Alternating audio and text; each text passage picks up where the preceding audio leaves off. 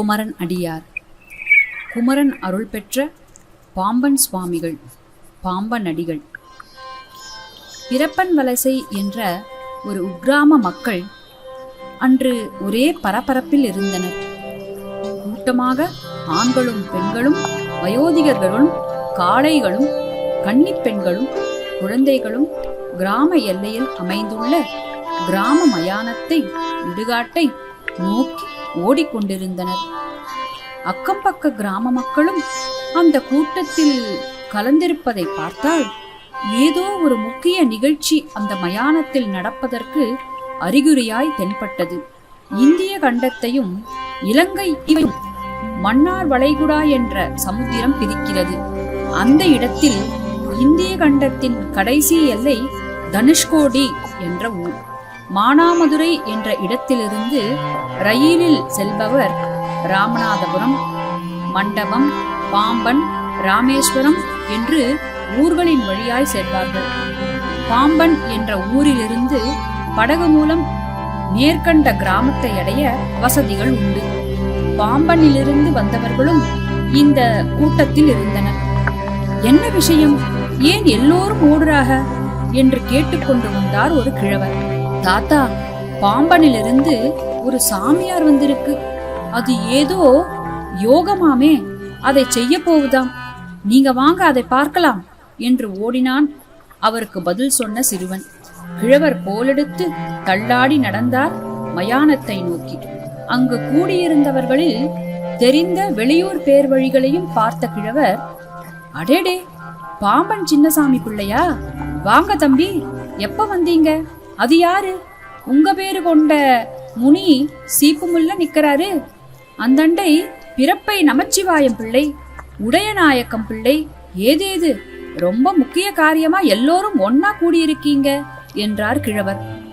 வாங்க தாத்தா, சுகந்தான, ஒரு முக்கிய காரியமாத்தான் வந்தோம், அதோ பாருங்க என்று சுட்டி காட்டிய இடத்தில் சுமார் 40-42 வயது மதிக்கத்தக்க நெடுந்துயர்ந்த உடல்வாகு, நீண்டு அடர்ந்த கருந்தாடி, மீசை, அடர்ந்த முடி கொண்ட தலை, அகன்று பரந்த நெற்றி, கூர்மையான ஆனால் சாந்தமான கண்கள், இடுப்பில் ஒரு கோவணத்துடன் ஒரு சாமியார் பதற்றமில்லாமல் சாந்தமாக நிற்பதை பார்த்த கிழவர், யாருங்க இவரு என்று கேட்க, இவர்தாங்க பாம்பன் சுவாமிகள், இந்த ஊர் மயானத்தில் நிஷ்டை செய்ய வந்திருக்கிறார், அவரை பற்றி நிதானமா விவரம் சொல்றேன், இப்போ நடக்க வேண்டியதை பார்த்துருவோம் என்றார்.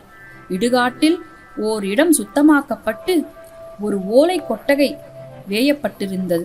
அதன் நடுவில் ஒருவர் தாராளமாக உட்கார சௌகரியமான ஒரு சதுர குழி, அதை சுற்றி யாரும் நுழைய முடியாமல் தடுப்பு வேலி, மேலிருந்து கீழே இறங்க வசதியுடன் மேலே நிலைப்படி கதவுடன் கூடிய ஓர் அமைப்பு.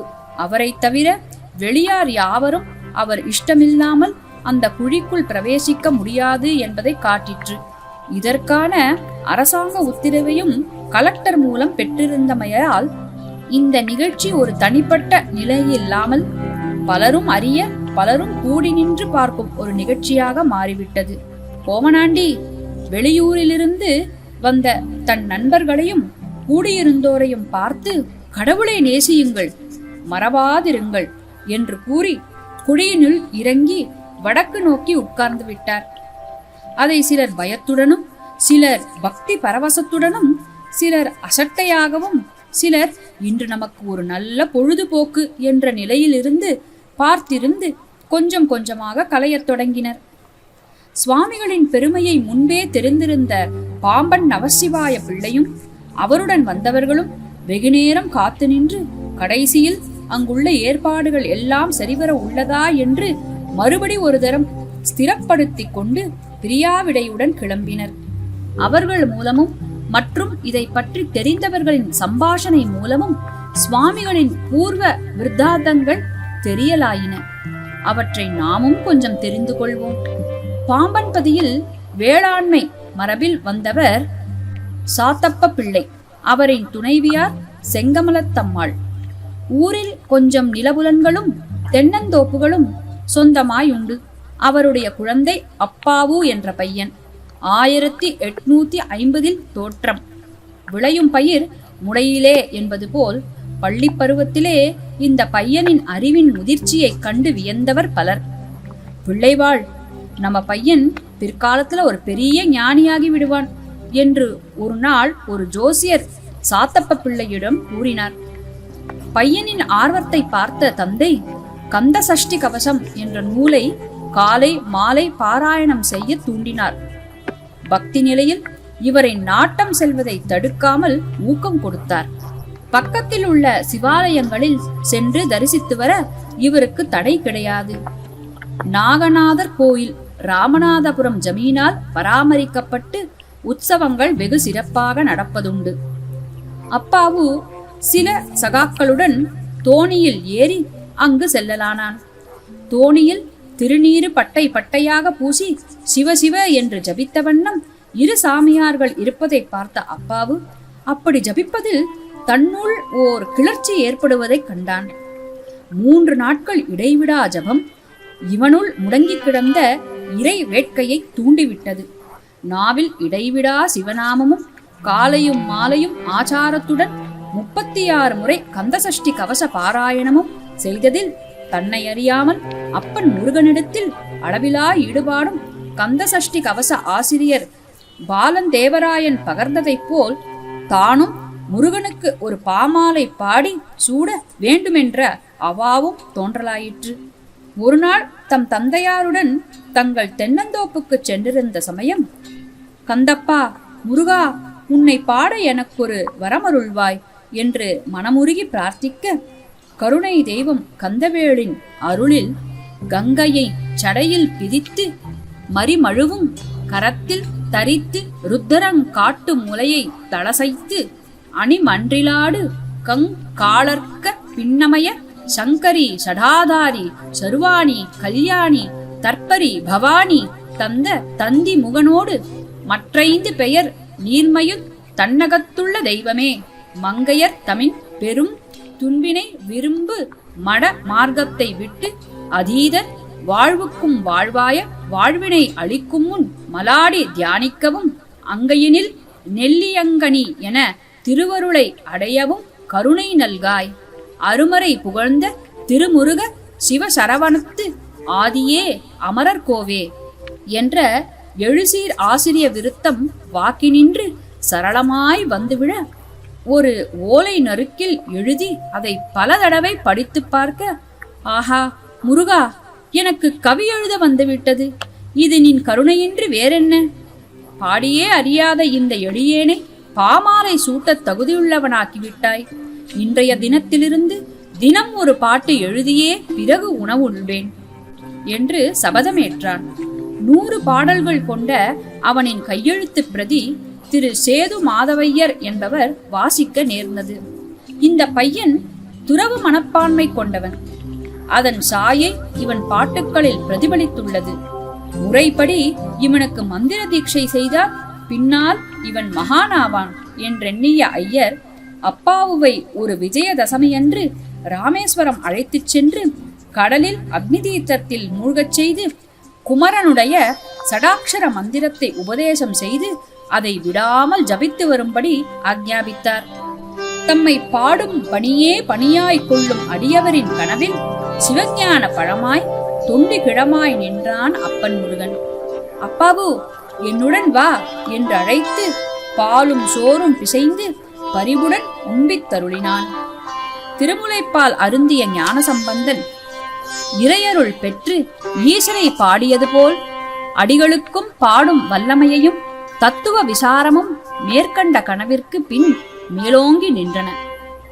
முன்ஜென்ம வினை முற்றிலும் தீராமல் முழுமை பெற முடியாதென்பதை நிரூபிக்கும் வகையில் முற்றும் துறந்த துறவியாவேன் என்ற மனப்பான்மை கொண்ட அப்பாவு இல்லறத்தில் ஊறி உலக விவகாரங்களில் சிக்குண்டு சுகதுக்கங்களை மாறி மாறி அனுபவித்து கடைசியில் இவருக்கு மேற்சொன்ன நிஷ்டை கைகூட சந்தர்ப்பம் ஏற்படுத்தி கொடுத்து அண்ணல் முருகன் அவரின் அன்றாட வாழ்க்கையில் என்னென்பது அந்த நிகழ்ச்சிகளில் ஒரு சிலவற்றை இங்கு பார்ப்போம்.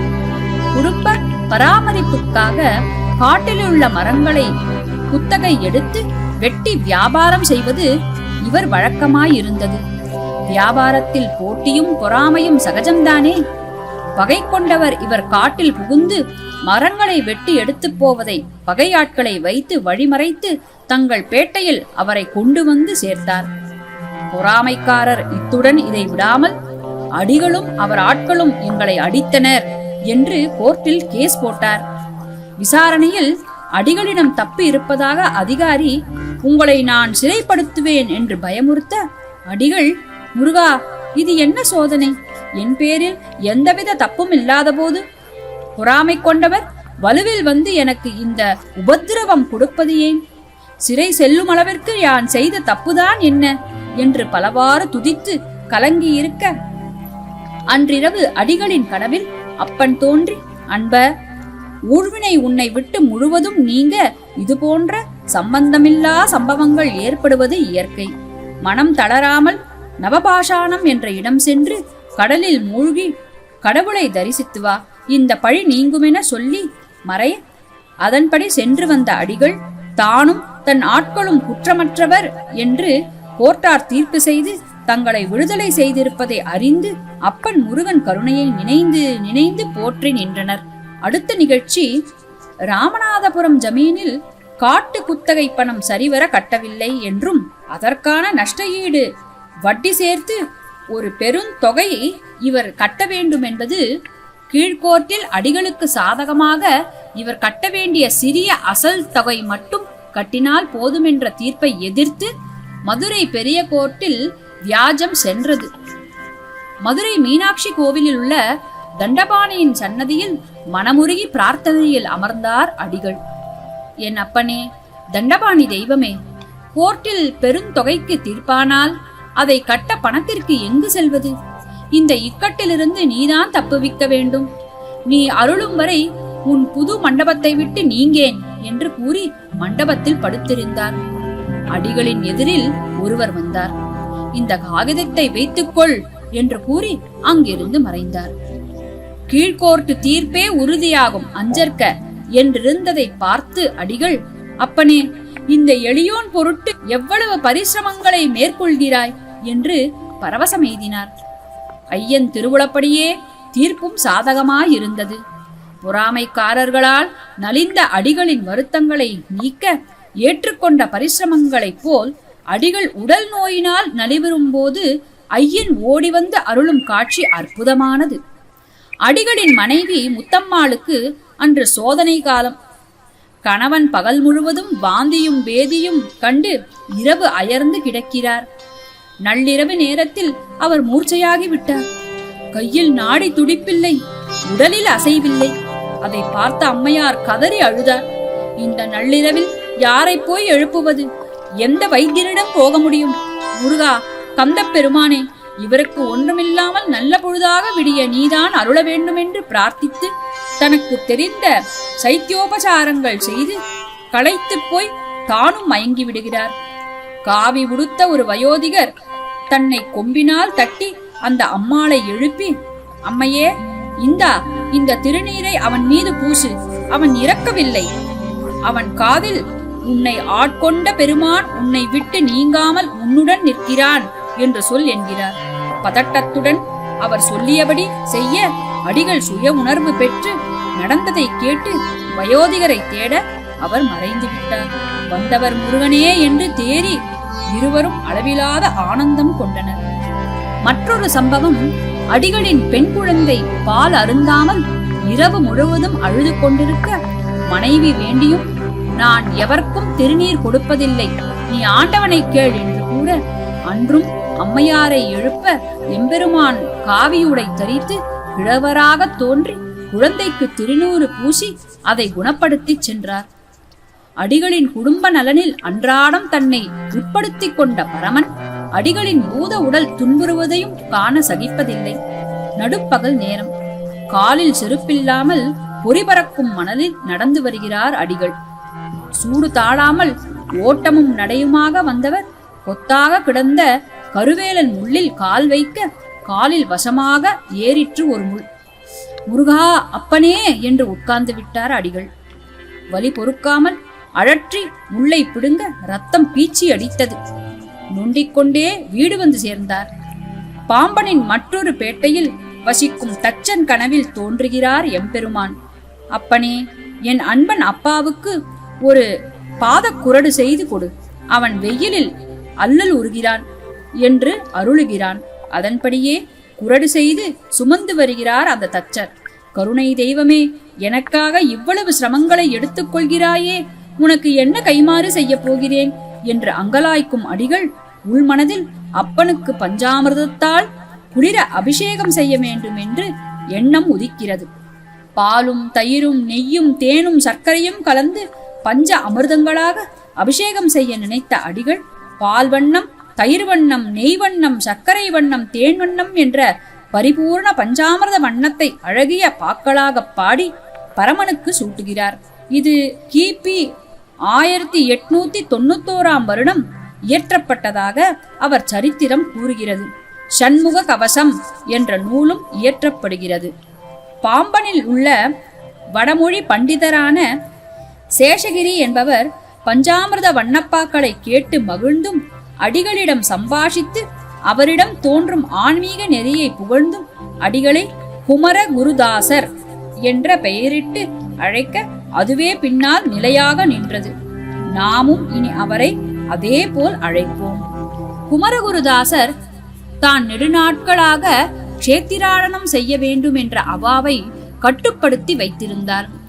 ஒரு சமயம் நான் நாளை பழனி புறப்படுகிறேன் என்று தன் நண்பரிடம் கூற, திரும்பி எப்போது வருவீர் என்று நண்பர் கேட்க, அதை தற்பொழுது சொல்ல இயலாது என்று கூறுகிறார். இவர் துறவு மனப்பான்மையில் இதை சொல்கிறாரோ என்ற சம்சயித்த நண்பர், இது பழனியாண்டியின் கட்டளையா என்று வினவ, ஆம் என்று பதிலளிக்கிறார் தாசர். அன்று இரவு வீட்டு மொட்டை மாடியில் தனியே உலாத்திக் கொண்டிருக்கும் தாசரை ஓர் பேரொளி அவர் முன் தோன்றி திகைக்க வைக்கிறது. அதில் குமரப்பெருமான் தோன்றி, என் கட்டளை என்று ஏன் பொய் புகன்றாய் என்று கடிந்து, நீ இனி என் கட்டளை வருமளவும் பழனிக்கு வரலாகாது என்று கூறி மறைந்தார். ஆணவம், அகந்தை, பொய், திருடுதல் போன்ற இழிகுணங்கள் நிறைந்த ஆன்மா தன்னை நெருங்க முடியாதென்பதை பரமன் தன்னால் உருவாக்கப்படும் இந்த பரம பக்தனிடம் லவலேசமும் ஒட்டியிருக்க கூடாதென்று திருவுளமெய்தி இந்த நிகழ்ச்சி மூலம் அவருக்கு தெளிய வைக்கிறான். இந்த நிகழ்ச்சி தாசரின் நன்னெறியை உயர்த்தி பிற்காலத்தில் மிக்க பண்பாளனாயிருக்க வித்திடுகிறது. பழனிக்கு செல்லாத தாசர் காஞ்சியில் 10 தினங்கள் தங்கி ஏகாம்பரேஸ்வரர் கோயில், காமாட்சி அம்மன் கோயில் போன்ற பல கோயில்களை தரிசித்து ஊருக்கு திரும்பி கொண்டிருந்தார். நடுத்தர வயதுள்ள ஒருவர் இவரை வழிமறைத்து, இந்த ஊருக்கு நீர் வந்த காரணம் என்ன என்று வினவ, கோயில்களை தரிசிப்பதற்கு என்று தாசர் கூறினார். எல்லா கோயில்களையும் தரிசித்தீர்களா? தெரிந்தவரை எல்லாவற்றையும் தரிசித்தேன். குமரன் உரையும் குமரக்கோட்டம் சென்றீர்களா? அப்படியா? அது எங்குள்ளது? என்னுடன் வாரும், காண்பிக்கிறேன் என்று கூட்டிச் சென்று கோயிலில் விட்டு மறைந்து விட்டார். அப்பனே, குமரக்கோட்ட பெருந்தகையே, ஒரு பொய் சொன்னதற்காக பழனிக்கு வராதே என்கிறாய்.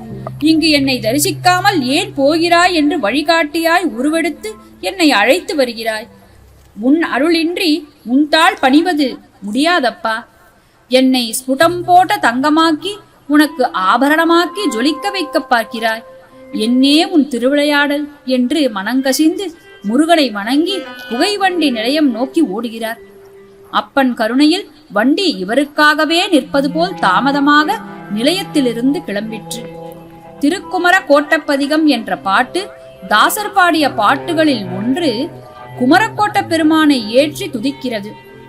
இலக்கியங்களில் உண்டாகும் ஐயங்களை நீக்கும் யாப்பிலக்கணத்தை சுமார் 1 மாத காலம் 1893 கற்றுத் தேர்ந்த குமரகுருதாசர் புளி, உப்பு, காரம் முதலியவற்றை ஒதுக்கி தன் ஆகாரத்தில் ஒரு நியமத்தை ஏற்படுத்தி கொண்டு மனம் அடங்கி தம் பொறிகள் தம் வசப்பட்டு இறை இன்பத்தை முற்றிலும் எய்ய இந்த கதையில் ஆரம்பத்தில் சொன்ன பிறப்பன் வலசை கிராம மயானத்தை தேர்ந்தெடுத்து அதில் 35 நாட்கள் சமாதி கூட்டினார். அந்த 35 நாட்களில் அவருக்கு உண்டான அனுபவங்களை அவரே பின்னால் தம் பாட்டுக்கள் மூலம் வெளிப்படுத்தியுள்ளார். குழியில் இறங்கிய குருதாசர் வடக்கு முகமாய் பத்மாசனத்தில் அமர்ந்து மனங்குவிய மாலோன் மருகனை தியானிக்கலானார். இது போன்ற நற்காரியங்களுக்கு இடையூறுகள் தோன்றுவது சகஜம். 2வது நாள் ஓர் பாம்பு இவர் மேல் ஊர்ந்து சென்றது. 5வது நாள் வரை நள்ளிரவில் பேய் உருகொண்ட ஆண் பெண் பாலர் இவரை சூழ்ந்து தொல்லை விளைவிக்க எம்பெருமான் முருகன் சடாட்சர மந்திரத்தை ஓதி கையிலுள்ள எட்டிமர தண்டத்தால் அடிக்க அவை ஓடி மறைந்தன. மறுநாள் ஆவி போல் அணுகியது ஒரு முனி. என்னுடன் வா வா என்று இவரை மேலே தூக்கியது. குருதாசர் பயமில்லாமல் 6 எழுத்து மந்திரத்தை அழுத்தி ஓத அது தெற்கில் சென்று மறைந்தது. 6ஆம் நாள் சுற்றி நின்ற பேயோட்டம் ஒழிந்தது. மனமென்ற பேயும் தன் வெறியாட்டத்தை சுருக்கி இறை அருளில் ஒன்ற இடம் தந்தது. சடைமுடியுடன் கூடிய 2 முனிவருடன் மொட்டை தலையும் இடுப்பில் கோவணமும் அணிந்த ஒரு குமரனும் அவர் முன் தோன்றினர். முனிவர்கள் அந்த கோவணாண்டியை, ஐயா, இவர் உம்மை காணவே வந்துள்ளார் என்று கூற, அந்த குமாரர் திருநீற்றை குமரகுருதாசர் மேனியில் பூசி ரகசியமாய் காதில் ஓர் எழுத்து மந்திரத்தை ஓதி மறைந்து அருளினார். நிஷ்டை கூடி அதன் பிறகு அன்ன ஆகாரமின்றி 35 நாட்கள் இருந்த தாசரை 35ஆம் நாள் நள்ளிரவு, எழுக சீக்கிரம், ஏகாதச ருத்ரர்கள் வருகிறார் என்ற குரல் எழுப்ப, நான் எம்பெருமான் முருகன் ஆணை கிடைத்தாலன்றி எழமாட்டேன் என்று சூளுரைத்து நிற்க, ஆஹா, இந்த பக்தனின் பற்றுக்கோடுதான் என்னே என்று வியந்து அவர் முன் தோன்றி அருள் பாலிக்க, முருகா, கருணை தெய்வமே, உன்னை காண யாம் எப்பேறு பெற்றுவிட்டோம். இதற்கு ஈடு இணை இந்த 7 உலகங்களையும் அர்ப்பணித்தாலும் போதாது என்று கண்ணீர் மல்கி வீழ்ந்து பலமுறை கும்பிட்ட தாசர் மறுநாள் காலை குழியை விட்டு நீங்கி ஊரின் தெருவில் நடக்க ஊர்ஜனங்கள் கொல்லென அவரை மொய்த்துக் கொண்டனர். வெகு நாட்களாக கோவணதாரியாய் மௌனம் அனுஷ்டித்த குருதாசர் அன்பர்களின் வேண்டுதலுக்கிணங்கி ஓர் வெண் ஆடையை மேலே போற்றி மௌனம் நீங்கி பல பதிகங்கள் பாடி எல்லோரையும் குடும்பத்தினரையும் மகிழ்வித்தார். 1895ஆம் ஆண்டு துறவு மேற்கொள்ள விழைந்த குருதாசர் வடசமுத்திரத்தை அடைந்து அங்கு படகு ஏறினார். அவருடைய நண்பர் மூலம் செய்தி அறிந்த மனைவி மக்கள் வந்து தடுத்தும் முருகன் அடி சாராமல் இனி பாம்பனில் அடி வைத்தேன் என்று உறுதி பூண்டு, நான் உயிருடன் இருக்கும் வரை நீ என்னை சந்திக்க பாம்பனை விட்டு வரக்கூடாதென்று தன் மனைவியிடம் சத்தியம் வாங்கிக் கொண்டு பிறப்பன் வலசையை அடைந்தார். அங்கு அவருக்காக காத்திருந்த அவரின் அன்னை தன் மகனின் முடிவை மாற்ற அரும்பாடுபட்டு முடியாமல் அயர்ந்து நிற்க, அன்னையை வணங்கி யாதும் குமரவேள் செயல் என்று கூறி தன் பயணத்தை தொடங்கிய குமரகுருதாசர் ராமநாதபுரம் சென்றார். அங்கிருந்து மானாமதுரைக்கு குதிரை வண்டியில் செல்ல அது குடை சாய்ந்து ஒரு பாதம் சுளுக்கிக் கொண்டு வீங்கி நிற்க, முருகா, இதுவும் உன் கருணையே என்று தனக்கு தெரிந்த அறம் வளர்த்த நாதம் பிள்ளை வீட்டு திண்ணையில் உட்கார, சிவகங்கைக்கு சென்றிருந்த பிள்ளையின் கனவில் அப்பன் முருகன் தோன்றி, உன் வீட்டு திண்ணையில் நம் அன்பன் கால் வீங்கி படுத்துள்ளான், உடன் சென்று உதவி செய் என்று கூறி மறைய, மறுநாள் காலை ஓடி வந்த பிள்ளை குமரகுருதாசரை பார்த்து திகைத்து உடன் வைத்திய வசதி செய்து 1 வார காலம் கண்ணை இமை காப்பது போல் அவரை வைத்து காப்பாற்றினார். பல தலங்களை தரிசித்த குருதாசர் சென்னையை சேர அவா கொண்டார். குமரா, குருபரா, யான் சென்னைக்கு செல்ல இன்று ரயில் ஏறுகிறேன். அங்கு உன்னை தவிர வேறு ஒருவரையும் அறிந்திலேன். யாரிடம் செல்வது, எங்கு தங்குவது, எல்லாவற்றையும் நீயே பார்த்துக்கொள் என்று பிரார்த்தித்து சென்னைக்கு பயணமானார். சரணம் என்று 2 கையை தலைக்கு மேல் தூக்கி வணங்கும் அன்பரின் சௌகரியத்தை பேண இதோ பன்னிருகையன் கிளம்பிவிட்டான். எழும்பூர் ஸ்டேஷனில் குமரகுருதாசர் ரயிலை விட்டு இறங்கியவுடன் அவரிடம் வெகு நாட்களாக பரிச்சயப்பட்டவர் போல் ஒருவர் வந்து பேசினார். தம்முடன் வருமாறு அழைத்துச் சென்று வைத்தியநாத முதலி தெரு 41ஆம் எண்ணுள்ள வீட்டில் கொண்டு வந்து சேர்த்து உள்ளே போங்கள் என்று சொல்லி மறைந்து போனார். அடாடா, நான் கனவில் கண்ட அடிகள் இதோ வந்து விட்டார். ஏ கோவிந்தராஜா, ஜகதா, இங்கு ஓடி வாங்கோ. நான் காலையில் சொன்னேனே, நேற்றிரவு கனவில் ஒரு சாமியார் வந்து எனக்கு உணவிடுக என்று சொல்லி மறைந்தார் என்று, அவரே இதோ வந்து விட்டார். முருகா, இது என்ன உன் திருவிளையாடல் என்று அதிசயித்து அடிகளின் காலில் விழுந்து வணங்கி உள்ளே அழைத்துச் சென்று உபசரித்து, சுவாமி, இந்த இல்லத்திலேயே தாங்கள் சில காலம் தங்க வேண்டும் என்று பிரார்த்தித்தார். அந்த வீட்டு பங்காரு அம்மாள் என்ற முதலியார் வகுப்பைச் சேர்ந்த மூதாட்டி பரம முருகபக்தை. முருகா, கருணாமூர்த்தி, திசை தெரியாத நாட்டில் காலடி வைத்தவுடன் எனக்காக புகைவண்டி நிலையத்தில் காத்திருந்தாய். கால் நோக நடந்து வந்து இந்த வீட்டில் சேர்த்தாய். இந்த அம்மை கனவிலும் முன்கூட்டியே அருள் செய்து எனக்கு ஆகாரம் தங்க வசதிகளை செய்து வைத்து விட்டாய். உனக்கு யான் இந்த கடையை எப்படியப்பா கைமாறு செய்ய முடியும்? இந்த கருணை மழையில் அடிக்கடி என்னை நினைந்து திக்குமுக்காட வைக்கிறாயே. நான் செய்த புண்ணியம்தான் என்னே என்று நினைத்த அடிகளின் கண்களில் கண்ணீர் முட்டி நின்றது. நாதழுத்தழுத்தது. விம்மி முருகா முருகா என்று பரவசமானவரை அன்புடனும் பக்தியுடனும் போற்றி நின்றனர் அந்த வீட்டில் உள்ளவரும் மற்றும் அங்கு தங்கக்கூடிய பக்தர்களும். சில நாட்களுக்கு பிறகு தல யாத்திரை மேற்கொண்ட குமரகுருதாசர் திருநெல்வேலி, திருக்குற்றாலம், பாபநாசம் முதலிய க்ஷேத்திரங்கள் தரிசித்து குயவன்பேட்டை என்ற ஊரில் தங்கியிருக்க அவர் கனவில், அப்பனே, மறுபடி சென்னை செல் என்று கட்டளை பிறந்தது. சென்னையில் தங்கிய போது தாசரின் அன்னை பரமனடி சேர்ந்தார் என்பதை கேள்விப்பட்டு அந்த அம்மாளுக்கு நற்கதி வழங்க செவ்வேட் பெருமானை தியானித்தார். அட்டாவகிரக லீலை, திருப்போரூர், திருத்தணிகை, திருச்செங்கோடு, திருப்புலியூர் முதலிய தலங்களை குறித்த பதிகங்களையும், கழுகுமலை பாதி, கந்தகிரி பாதி என்ற திருப்பதிகத்தையும் பாடி அருளினார். பிறகு அவரின் இரு மகன்களும் இறந்த செய்தி அவரை எட்டியது.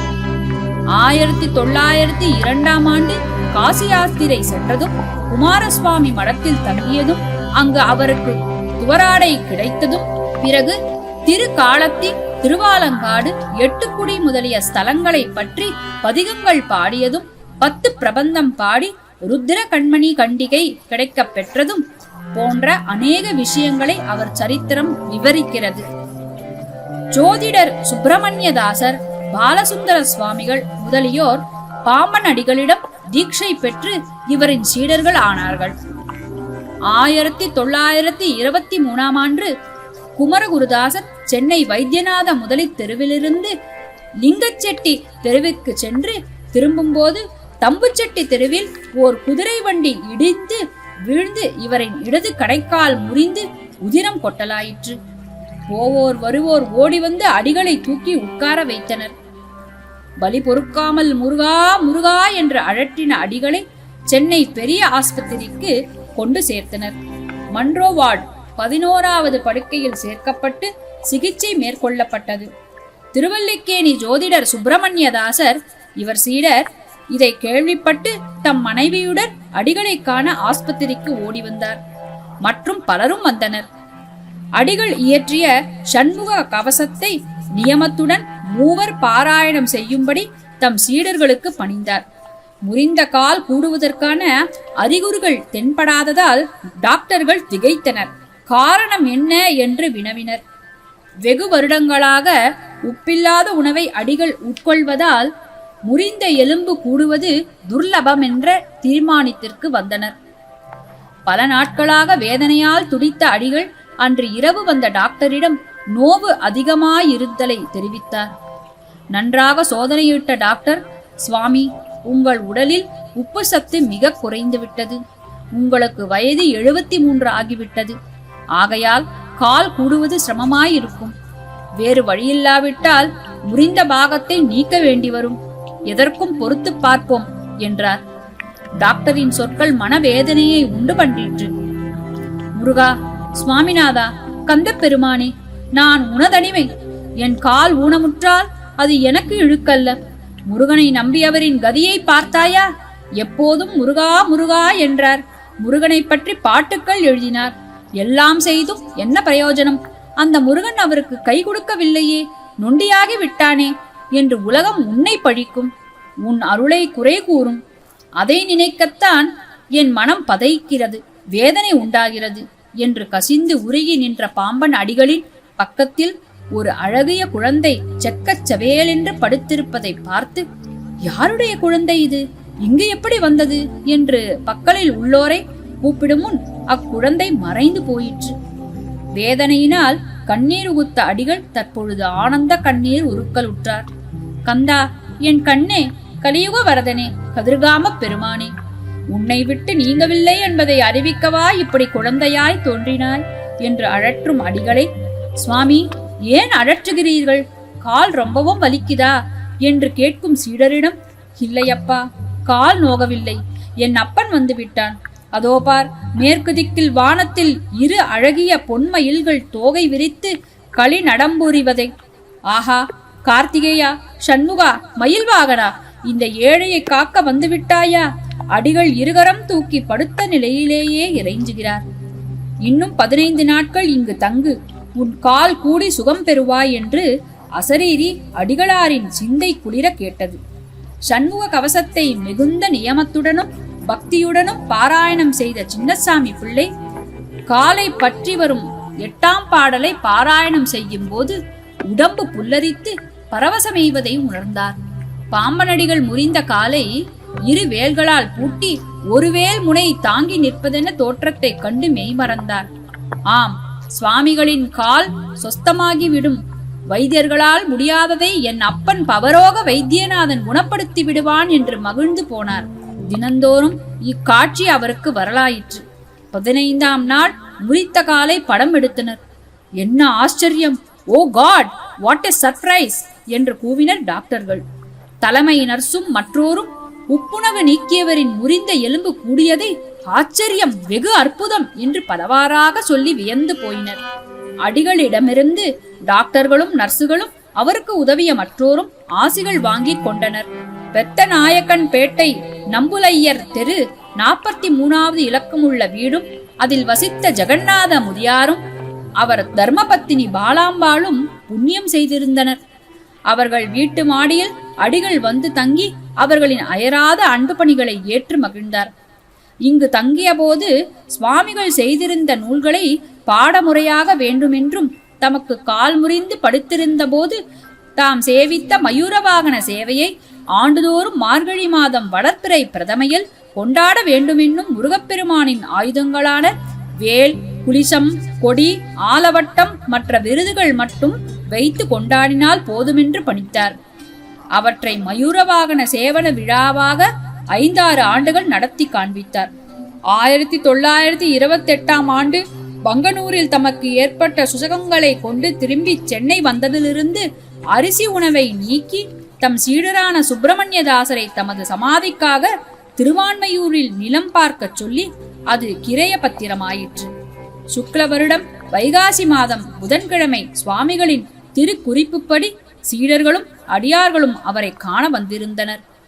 கந்தவேளை மறவாதீர்கள், மயூரவாகன சேவையை சிறப்பாக நடத்துங்கள் என்று ஆசி கூறிய குமரகுருதாசர் களைப்பாயிருப்பதாக கூறி மறுநாள் காலை 30ஆம் தேதி 5ஆம் மாதம் 1929ஆம் ஆண்டு சுக்ல வருடம் வைகாசி மாதம் கிருஷ்ணபக்ஷ சஷ்டியில் காலை 7:45 மணிக்கு தம் பூத உடலை நீத்து எம்பெருமான் கந்தன் கடலடி சார்ந்து விட்டார். கூடியிருந்தோர் கதறி அழுதனர். வணங்கி நின்று குமரனை கூவி அழைத்தனர். இரவெல்லாம் கண்விழித்து ஆராதனைகள் செய்தனர். திருவான்மையூரில் மயூரபுரம் என்ற இடத்தில் சமாதியில் வைத்தனர். சுவாமிகள் பாடிய பதிகங்கள் 6666 என்பர். இவை பூராவும் பாராயணம் செய்ய இயலாதவர் தமக்கு ஏற்பட்ட வெற்பு நோய் நீங்க பாடிய குமாரஸ்தவம் என்ற முருகன் திருநாமங்கள் 44 கொண்ட திருமந்திரத்தையேனும் ஓதி உயர்வடையலாம் என்பர். இவர் இயற்றிய நூல்கள்: 1 குமரகுருதாச சாமிகள் பாடல், 2 திருவலங்கற்றிரட்டு, 3 காசி யாத்திரை பரிபூரணானந்த போதம் தகராலய ரகசியம், 4 சிறு நூற்றிரட்டு, சேந்தன் செந்தமிழ் 10 பிரபந்தம், செக்கர்வேள் செம்மாப்பு, செக்கர்வேள் இருமாப்பு, 5 திருப்பா, 6 ஸ்ரீமத் குமாரசுவாமியும் என்று 6 மண்டலமாக பிரித்து தொகுத்துள்ளனர். பஞ்சாமிர்த வண்ணமும் குமாரஸ்தவமும் மிக்க பிரபலமாக நடைமுறையில் பாராயணம் செய்யப்படுகின்றன. பல கோயில்களில் குமாரஸ்தவம் சலவைக்கல்லில் பொறித்து வைக்கப்படுகின்றது. திருச்செந்தூரில் பஞ்சாமிர்த வண்ண பாராயணத்தில் கலந்து கொண்ட முத்தம்மை என்ற மூதாட்டியருக்கு முருகவேல் காட்சி கொடுத்த வரலாறு அந்த பாட்டின் முக்கியத்துவத்தை எடுத்து காட்டுகிறது. ஒவ்வொரு மாத பௌர்ணமியன்றும் சராசரியாக 1000-10000 பக்தர்கள் குமரகுருதாசர் பாம்பனடிகள் சமாதி சென்று அங்கு நள்ளிரவில் நடக்கும் பூஜையை கண்டு கழித்து அடிகளின் அருள் பிரசாதம் பெறுகிறார்கள். தீராத நோய்கள் தீருவதாகவும் எல்லாவித கஷ்டங்களும் நீங்குவதாகவும் எல்லோரும் நம்புகிறார்கள். முருகவேலின் முழு அருளும் பெற்ற மயிலவன் மலரடி நிழலில் தங்கி நின்று நமக்கு அருளாசி வழங்கும் அடிகளின் பதம் போற்றி அருள் கூட்டுவோமாக. வாழ்க பாம்பனடிகள், வளர்க வடிவேலன் கருணை. குறிப்பு: பாம்பன் சுவாமிகள் அருளிய தகராலய ரகசியம் என்ற நூலில் இதய கமல பீடத்தில் சிங்காரமாக வீற்றிருக்கும் குமார பரமேஸ்வரனை தியானித்தல் வேண்டுமென்றும், அது சிதம்பரலிங்கம், ஜோதிலிங்கம், குகலிங்கம் என்ற பெயர்களில் அழைக்கப்படுமென்றும், அதில் ஸ்ரீ முருகப்பெருமான் காட்சி கொடுத்தருள் புரிவான் என்றும் பல வேத பிரமாணங்களுடன் விளக்கியுள்ளார். ஓம் முருகாசிரமத்தில் லிங்காகார ஸ்வரூபத்தில் எம்பெருமான் முருகன் காட்சி அளிப்பது இவர் கூறியிருப்பதற்கு ஒப்ப அமைந்திருப்பது நம்மை வியப்பில் ஆழ்த்துகிறது. வெற்றிவேல் முருகனுக்கு அரோகரா.